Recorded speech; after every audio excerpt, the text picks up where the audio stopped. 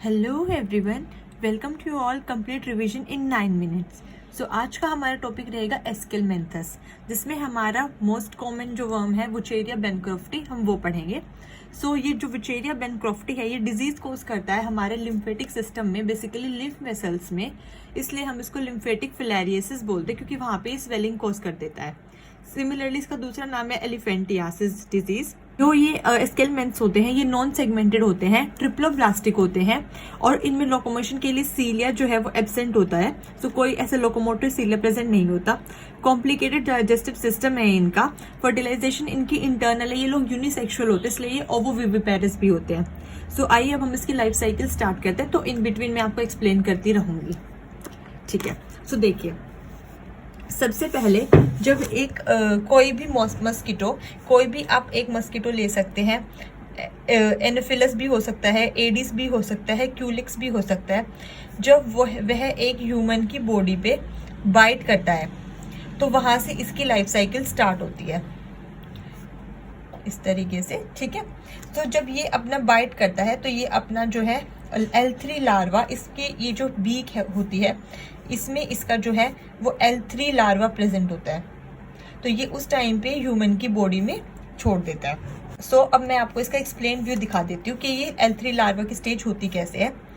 ये हमारी स्किन है, एपिडर्मिस लेयर है। ठीक है, इसमें हमारे में lymph vessels as well as blood vessels present होते हैं। मैं ये बना देती हूँ साथ साथ। So these are our lymph vessels as well as blood vessels. ठीक है, सो इसमें ये कुछ हमारे ब्लड वेसल्स है, BV इज ब्लड वेसल्स, और ये हमारे जो कुछ साथ साथ में है, this one is that is lymph vessel. ठीक है, सो अब होगा क्या, जब ये मस्कीटो बाइट करता है तो ये अपना जो स्टिंग है वो हमारी डर्मिस लेयर में पूरा इनसाइड तक इन्वेजिनेट कर देता है, पूरा अंदर घुसा देता है। और इसकी जो ये स्टिंग होते हैं इसमें हम होता है L3 लार्वा प्रेजेंट। सो ये पूरा L3 लार्वा पूरा अंदर तक चला जाता है। So this is L3 larva of mosquito. So आप ये मस्कीटो कोई भी बोल सकते हैं, ये क्यूलेक्स हो सकता है, एनोफिलस हो सकता है और एडीज भी हो सकता है। ठीक है, सो क्या होगा, जिसका जो स्टिंग है वो बिल्कुल हमारे डर्मिस तक चला जाएगा। दिस इज आवर एपिडर्मिस, जो आउटर लेयर होती है हमारी एपी, और ये जो अंदर वाली होती है खाली डर्मिस होती है। सो जब इसका स्टिंग जो है, इसकी बीक पूरी अंदर तक चली जाएगी तो हमारा इसका जो L3 लार्वा है वो भी हमारे स्किन में आ जाएगा, बेसिकली हमारे लिम्फ वेसल में आ जाएगा। This is majorly lymph vessels. ठीक है, तो यहाँ पे हमारे लिम्फ फ्लूइड होता है। तो अब होगा क्या, हमारे लिम्फ वेसल्स के सेल कुछ इस तरीके से अरेंज्ड होते हैं क्योंकि इनमें वेल्स प्रेजेंट होते हैं। तो जब ये हमारे लिम्फ में आ जाएगा तो वहां पे ये अपनी 2 मोल्टिंग करेगा, moulting number 1 and moulting number 2। तो जो मोल्टिंग नंबर 1 है that is moulting number 3, basically वो इसकी थर्ड मोल्टिंग है। मतलब जो ये हमारे लिम्फ में आके सबसे पहली मोल्टिंग करेगा वो बेसिकली इसकी लाइफ साइकिल में इसकी थर्ड मोल्टिंग होती है। एंड देन मोल्टिंग नंबर 4 करेगा, फोर्थ मोल्टिंग करेगा, और वहां पे ये अपना पूरा एडल्ट वर्म बन जाएगा। सो बेसिकली हमारे लिम्फ वेसल में एडल्ट बन गया। अब ये करेगा क्या, लिम्फ वेसल का रोल क्या होता है, उससे पहले आपको ये जानना पड़ेगा आगे की लाइफ साइकिल समझने के लिए। जो हमारी लिम्फ वेसल्स होती हैं वो ब्लड वेसल से कनेक्टेड होती है वाया टिश्यू। देखिए, ये हमारी ब्लड वेसल है, ये हमारी लिम्फ वेसल है। सो जब हमारी ब्लड वेसल में RBCs होते हैं और प्लाज्मा होता है, तो जब हमारी ब्लड वेसल में कुछ पोर्स से एक्स्ट्रा प्लाज्मा ऊज आउट हो जाता है टिश्यूज में, सो टिश्यूज से वो वाया वेल्व्स लिम्फ वेसल में चला जाता है। एक्स्ट्रा प्लाज्मा ब्लड वेसल से टिश्यू में गया क्योंकि ब्लड वेसल के बाहर टिश्यू होता है, और टिश्यू से वो लिम्फ वेसल में चला गया क्योंकि लिम्फ वेसल में बीच में वेल्व्स होते हैं जो ओपन और शट डाउन होते रहते हैं। तो आगे जाकर जब लिम्फ वेसल में प्लाज्मा ज्यादा हो जाता है तो ये दोबारा से वापस इसमें डाल देता है ताकि ब्लड की कंसंट्रेशन में प्लाज्मा RBC सब मेंटेन रहे। ये लिम्फ वेसल का फंक्शन होता है हमारी ह्यूमन बॉडी में। सो जब हमारी लिम्फ वेसल में एडल्ट प्रेजेंट है तो ये वो फंक्शन अपना नहीं परफॉर्म कर पाएगी आगे जाके। और हमारी लिम्फ वेसल आगे जाके ब्लड वेसल से कनेक्टेड होगी, तो अब ये जो एडल्ट है ये डायरेक्टली ट्रेवल नहीं करेगा हमारी ब्लड वेसल में। ये अपना लार्वा, जिसको हम बोलते हैं माइक्रोफिलेरे, और ये अपनी कवरिंग डेवलप कर लेता है। This is microfilariae larva of this Wuchereria bancrofti adult. ये ट्रेवल करता है हमारी ब्लड वेसल में। तो जब भी हमारे पे अब कोई नेक्स्ट मस्कीटो आके फीड करता है सो उसके स्टिंग में ये माइक्रोफिलरे चला जाता है, ठीक है। सो ये मस्कीटो में आगे चला जाएगा इस तरीके से, ठीक है। सो आगे जाके ये मस्कीटो की गट में चला जाता है बेसिकली। सो ये क्या होगा, अब मस्कीटो की इस तरीके से गट में चला जाएगा।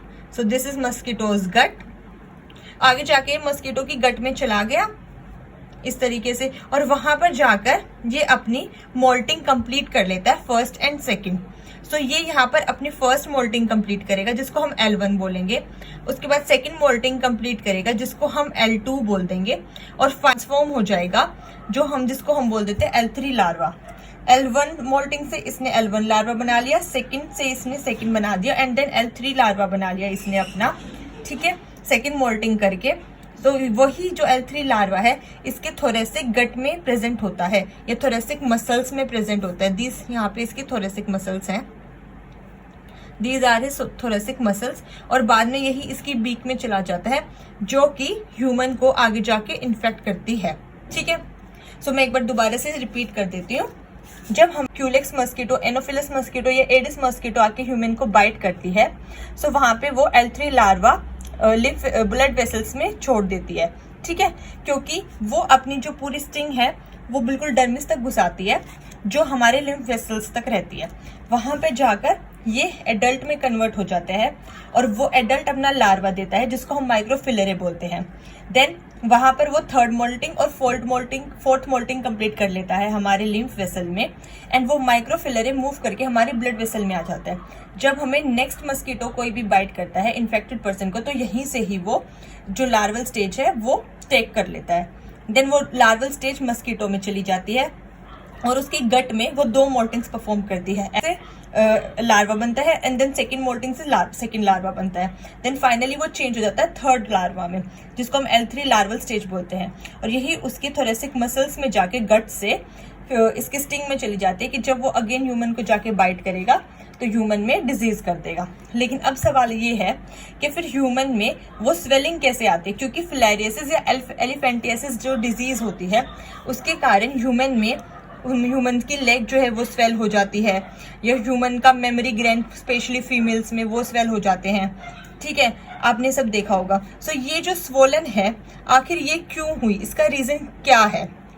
तो इसका रीजन ये है, जैसे कि मैंने आपको एक्सप्लेन किया था कि हमारे ब्लड वेसल्स में पोर और लिम्फ वेसल्स में वेल्व होते हैं। जब हमारे लिम्फ वेसल में वुचेरिया बेनक्रोफ्टी लार्वा की L3 स्टेज प्रेजेंट होती है, सो हमारे लिम्फ वेसल की जो वेल्व्स है ये डाइल्यूट हो जाती है उस टाइम पर। सो ये अच्छे से अपनी फंक्शनिंग परफॉर्म नहीं कर पाती है।